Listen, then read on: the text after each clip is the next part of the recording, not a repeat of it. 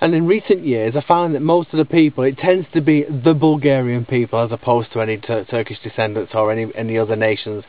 Actually, Bulgarians and British people and German people, they came to Bulgaria because this big outcry for properties sort of burst out onto the market, and people in the UK, Ireland, well, I didn't need to say Ireland because I said the UK, people in the UK and people in Germany, France, the equity that they had in their properties was massive. The amount of money that they had equity, they just took it from the bank, came over to Bulgaria and bought pieces of like chunks of land, houses, old houses, built new houses. The Bulgarians, the English and the Germans that came to live here profited. They really profited in the early days.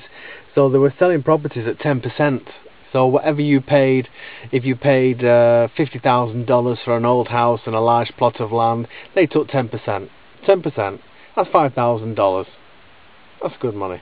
I think it's $5,000 there. 50,000 divided by 10. So you know, do a couple of them in a week. Do a couple of those in a week. Can you imagine how much money there? Some of these people that earn so much money.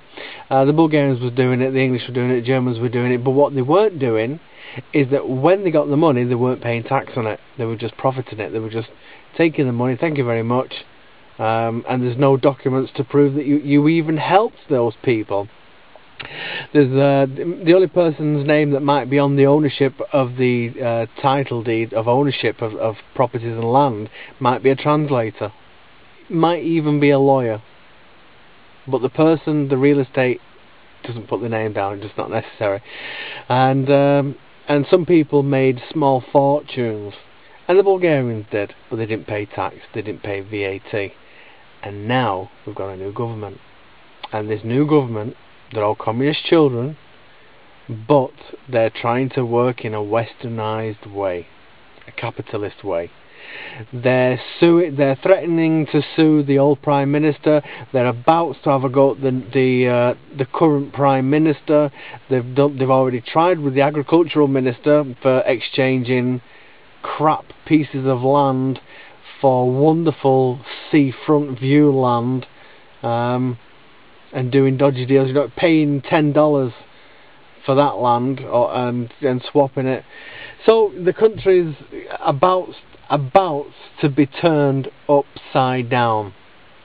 Maybe that actually is a good thing, but it's going to be turned upside down to the point where some people are going to find themselves into so much trouble. How on earth, just like Don Corleone or Don Cappuccino, or what was that mafia man called? How can you say that you earn $3,000 a year and yet the car you drive is a brand new Mercedes worth $36,000? It's not possible. The banks don't give money like that. You've got to be taking money from somewhere else, and if you're called into the tax office, they want to know where that money's come from, who that money's come from, what country it's come from. Was it from your parents? I want an interview with your parents. Bring your parents in. I want to find out where they got the money from. Your sister? I want to know where your sister got it from. There's no getting away from it. If you've got money in this country that you shouldn't have, now the government are finding out that you've got it. And everybody's going to be in trouble if they're not very careful.